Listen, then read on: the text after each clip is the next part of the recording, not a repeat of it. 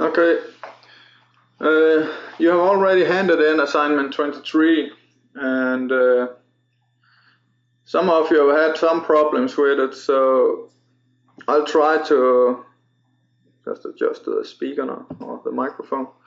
I'll try to give some comments which might help you. The idea with the system is that you have this tank. See if I can find out here. You have this tank, and then you have a valve where you can turn up and down on the flow. There is a pressure here, which is the atmosphere, and you will have an internal pressure which depend on what we have here. So when water is entering here, if you get this one, the water level will rise, and that's described with H. And you have the area, then you can calculate the volume. The area times the height, then you get the volume of water. And then something is running out here. And that will of course depend on the pressure. And in this setup we assume that P3 here is equal to P0, and P0 is 1 bar, so that's the atmosphere. And then we have some relations.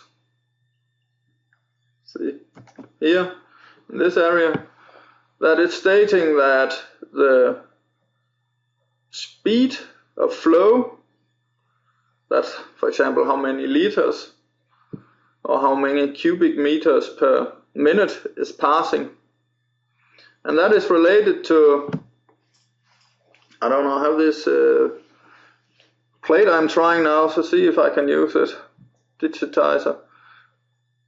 So we have this pressure here, and we have a pressure here, and then we have a valve. So there is a relation between the pressure difference here. So that is stated here that for the square root of the pressure, for every square root of the pressure, 0.6 square cubic meters will pass per minute. So we have that relation.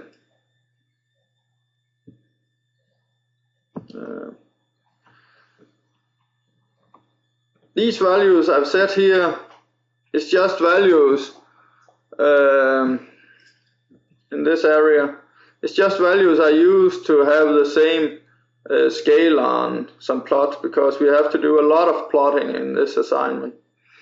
You can see it say calculate and plot the h, the height, the pressure, that's the pressure down here at the bottom, and the flow entering and the flow leaving.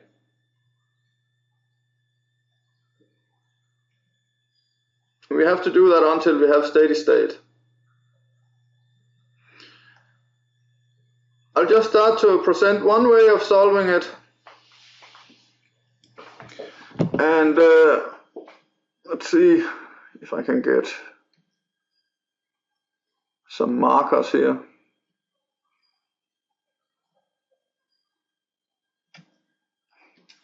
The first way is we set up the rules. So here we have the flow,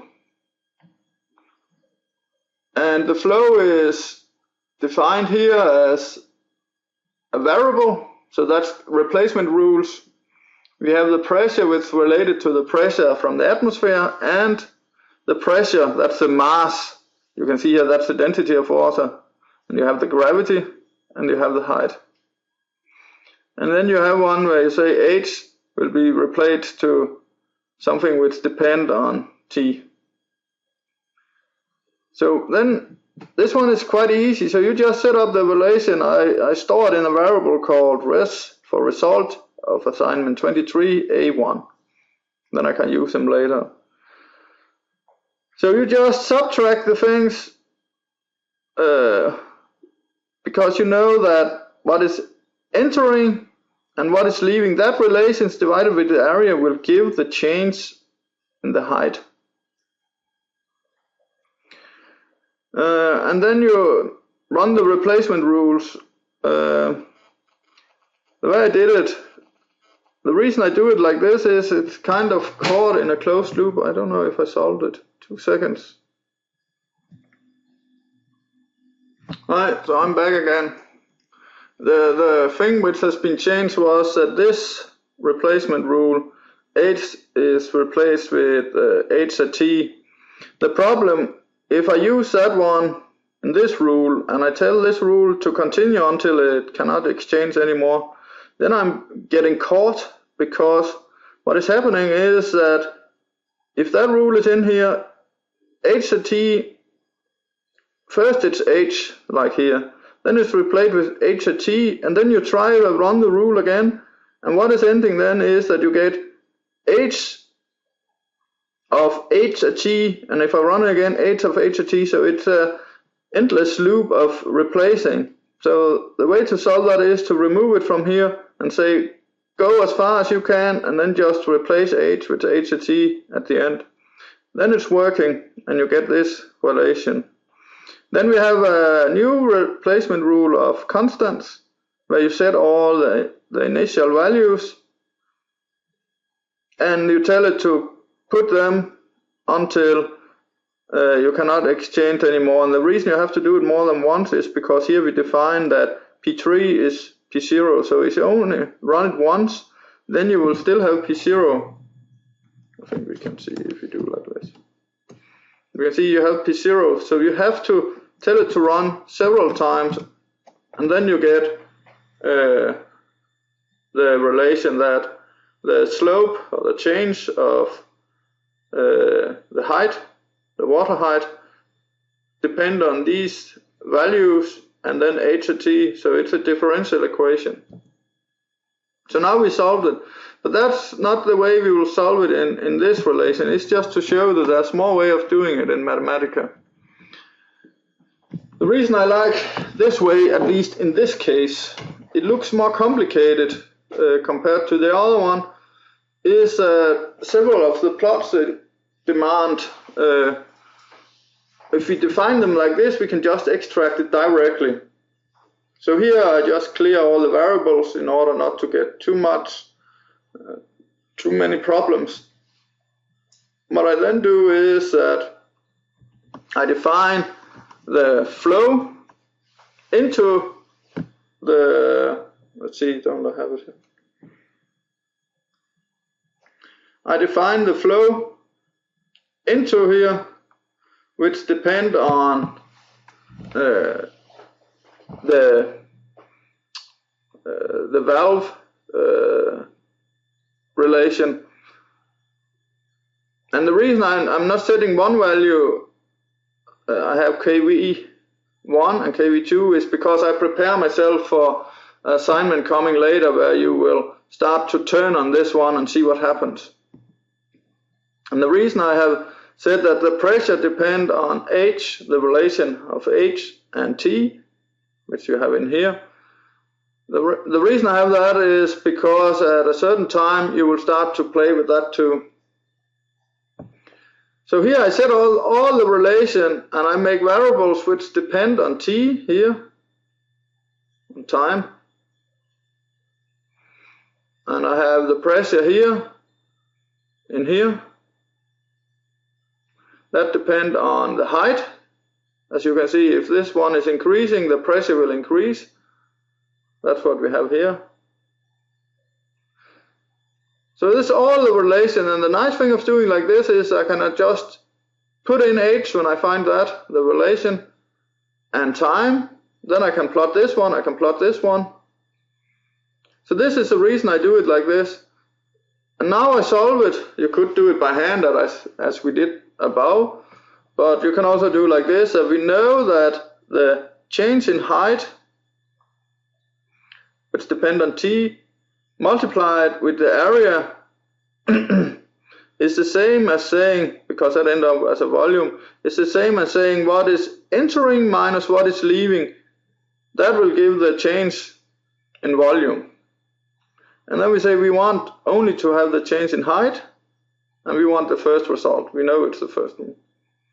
And I store it in this variable. So we get an expression which is similar to the other one if we put in all the variables, the previous one we had.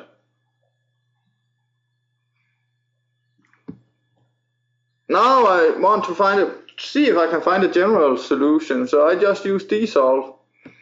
And this one says that it's not possible to find it. So we have to do it the numerical way.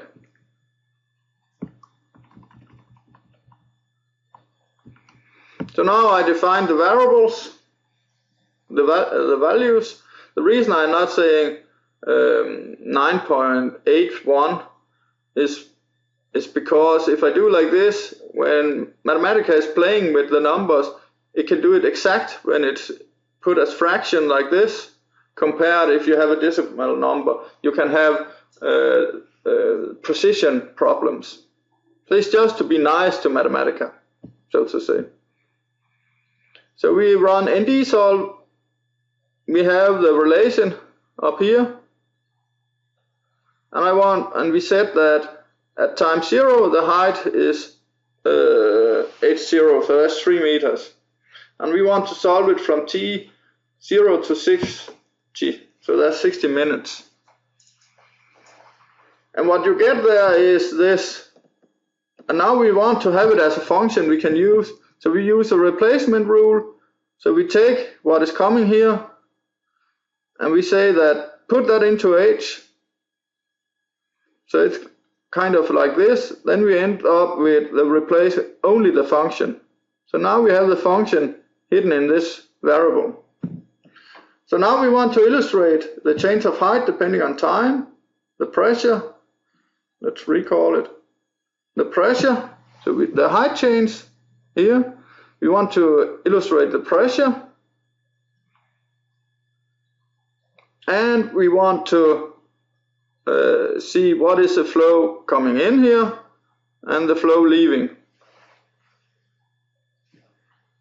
And the way we do that, or at least I do, there's many ways of doing it, is that I want to, I move this one to h, and it's easier to write. Then I make a grid because there's several plots, and I store it in grid. That's assignment 23A1, so I can keep track of where they are. So I make a grid. Then the first thing I do is define a list, and the first part in the list is style.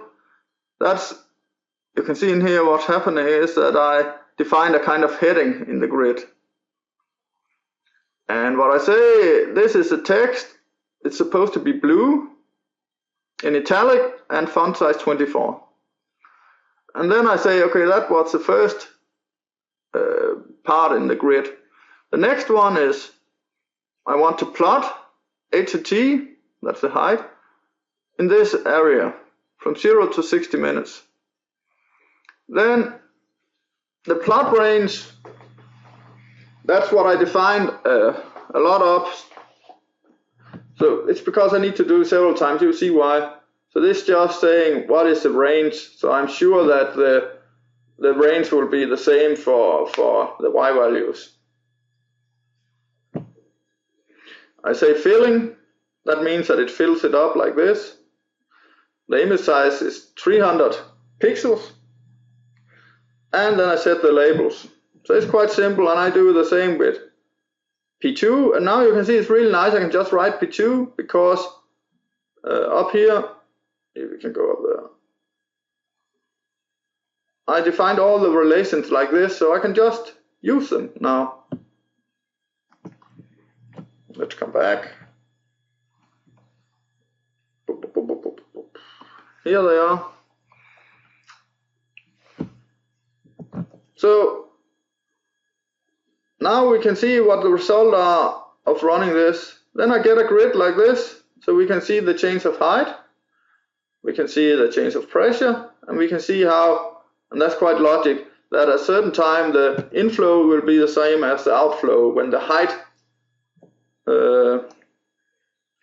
here generates a pressure together with the pressure from the atmosphere, which will kind of even out what is entering and what is leaving. Then they will meet, and it seems like they will meet at approximately, I don't know, 40 minutes. The next sub-assignment is saying that now we want to have fun. We want to turn on this one, turn it up and down like a sine wave. So we add something to the pressure here. It's not a lot, but it's sufficient. And we do that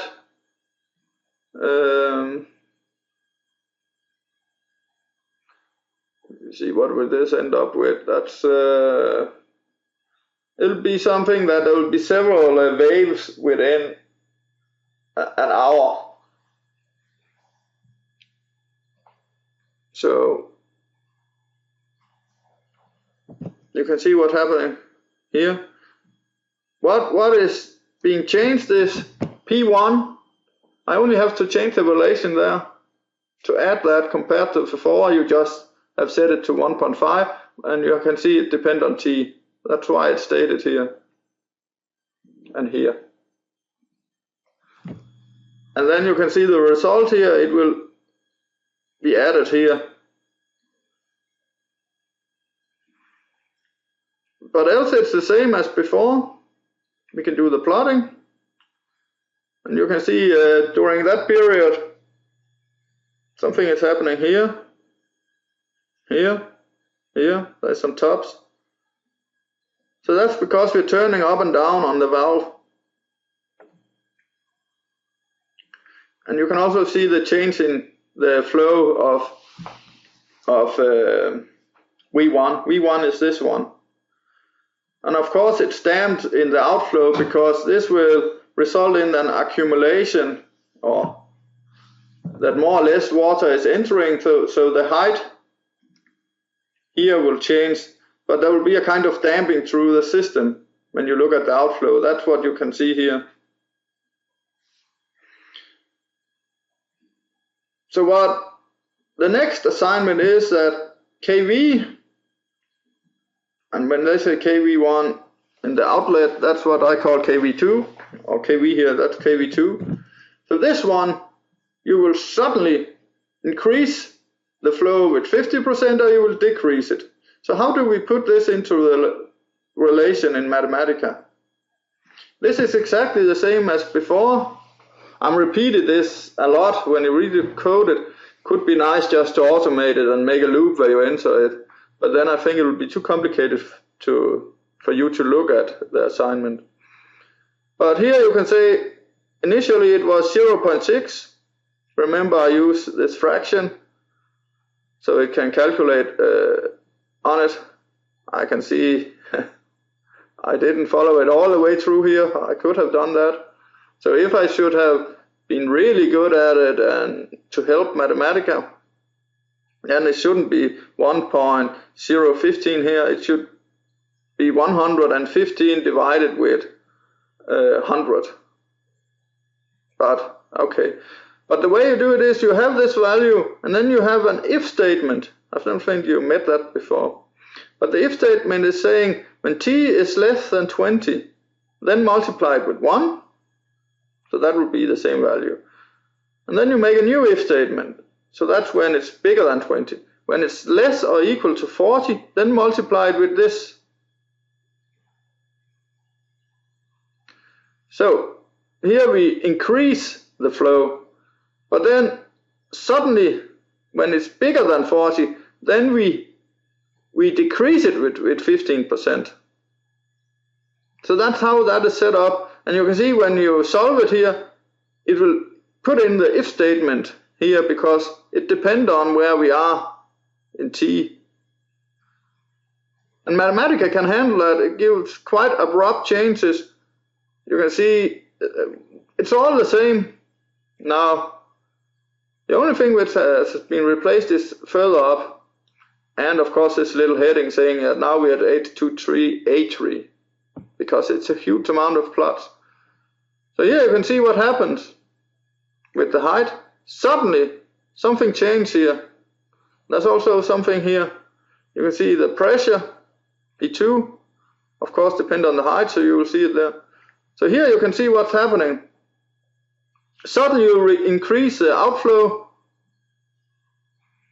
and suddenly you decrease it. So it's quite a lot you decrease it here. And what happens is you kind of block it. You block for the water, so it's very difficult for it to leave here. So if you block that, I would expect that the height starts to increase, and that's also what you see here. Suddenly it starts to increase the height of water. It's quite nice you can do this in Mathematica, and it's not that difficult. Of course, it's hard to set it up. Now the next assignment is kind of the same. The only thing is now we put a top on it here, saying that we are closing it, and when the pressure changes, the temperature will be constant. So it's isothermal. And we start with setting this up, and what is it saying? That it's saying that there is a relation that the pressure here and the multiplied with the volume is equal to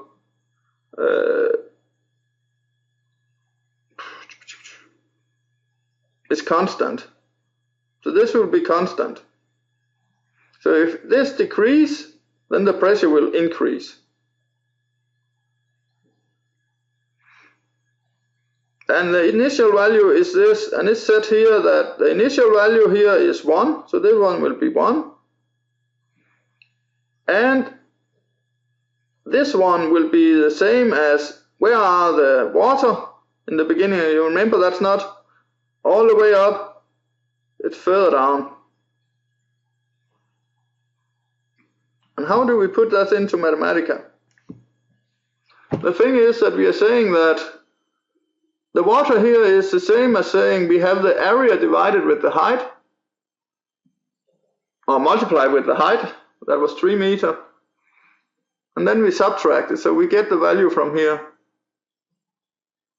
And then if you want the volume of the top space, now I only have this one, but imagine the top space. So if you want the top space volume, then we have to extract them from each other. And the relation of the pressure is saying that this here should be constant. It's just moving around with the variables up here. I divide this one over here, and then I end up with this one. And I know this one depends on the height and time. And that's defined up here. So P2 will now look like this, because the pressure is not the atmosphere, which is 1, it's the pressure you have in the top space here. But then it's just running it again. And that's the same here. You can see what's happening. We go to the end here, the sine wave. You can download this one and have a look at it. But it's exactly the same as before. And if I go down here, there is you recall I store all the output of these grids I have up here. So now I say I want a table form where I put the grids here and here. So yes, that's A1, A2, A3, and then I have the B, that's with the closed space. I transpose it. I say it has to be centered and put to the top. And then I set the table headings, that's what is stated out here. So the first one, and that's a little trick, when you do this, you can see I would not want 2 lines. So I say constant P1, and this is the same \n is new line. So it interpreted as I have to change to a new line, and then I say constant KV2. So then you get this result. And it's the same here, new line. And we can see if we roll down, this is what's happening. So if we should compare the two, now we have an empty space, so you have to know when the height I should have grabbed it, but if this is close, if the height is moving in that direction, I just need to have a little fun with my Wacom. Apparently I'm not good at taking this into action. But if you have this closed space here and the height is moving up here, you can imagine that the pressure is increasing. So it's kind of squeezing the water out here with a higher speed because P2 will increase. And when that is happening, that means that we will find equilibrium, I can't say the word, balance faster. So let's see if that's also the case. First time I use this digitizer, have to get used to it. You can see it stabilizes very, very fast. So that's also what we expected. And here you can see the pressure.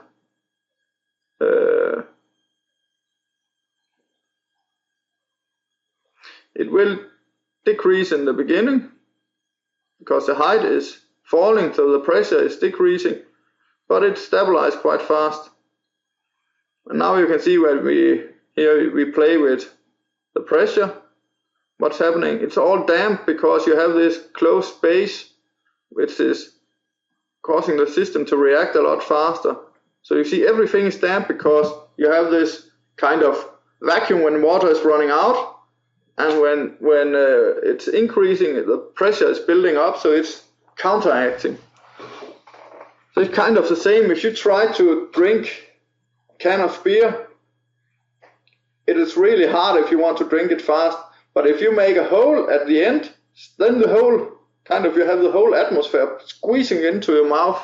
So you get the beer like, I don't know what you call it in English, kind of turbo beer. So the next assignment, it's a kind of the same, but now it's saying, as you know, if you empty a gas tank very, very fast, it gets cold. So if you have a gas burner and you really are burning a lot of weeds or something in your garden, then the pressure will decrease slowly, but you will lose energy in there, and that means that the temperature will decrease. If you're pumping your bike and you're really putting pressure, it's kind of increasing pressure in small, pump, open, then the bicycle pump gets hot, and that's because the pressure is increasing and the temperature will then increase. So that's what you're trying to put into play here. And there's a relation saying that you have this adiabatic expansion quotient, which is related to the temperature. You see the start temperature will be 25 degrees. So it's saying here that, again, that the pressure times the volume is constant, but you need to have this quotient into play.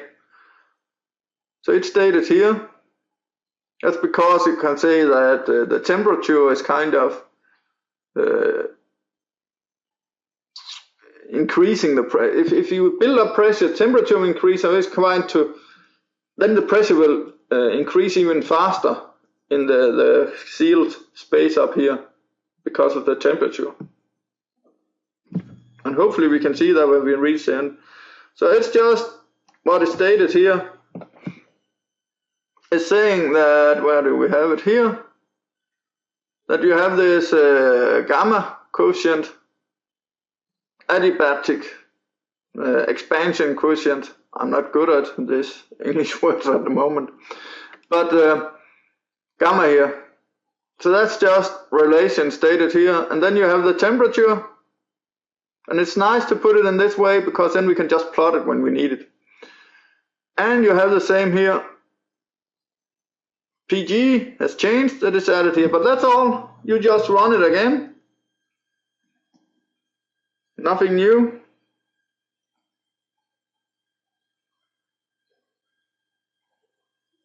All the plotting. But it's really hard. You can see it's fast, but we cannot see it. So at the end, when I have all these grids, remember when I run it, I store the grid here. That's the output from the plots. So I have them, and at the end I try to see if we can have all of them. I hope so.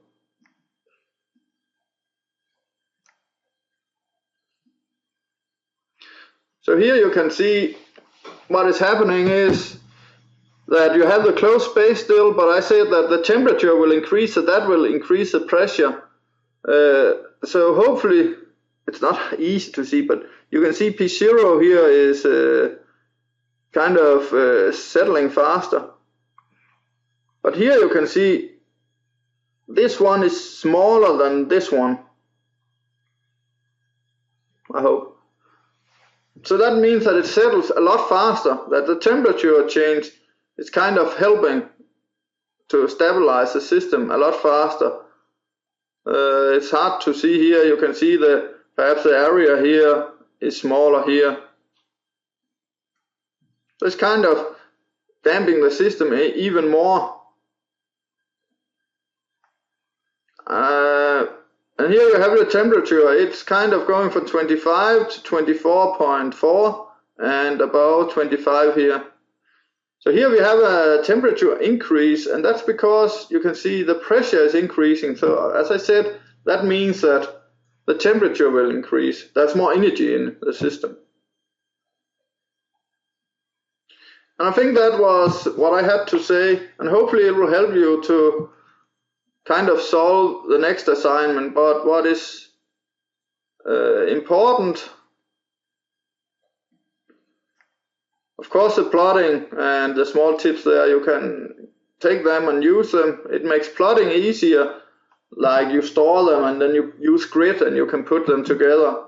It's really nice having Mathematica to do this. So this was the first way of solving it. But the thing is, then you have to transform, and I want to plot P0 or these values. I had to add the relation I needed. If I stated, like I've done in this assignment, like this, that it depends on H and T, it's a lot more, what do you call it? Easier to adapt it, it's a lot more flexible, and it's easy to plot what you need. So, I hope this helped you solving assignment 23, and the next one will then be easier.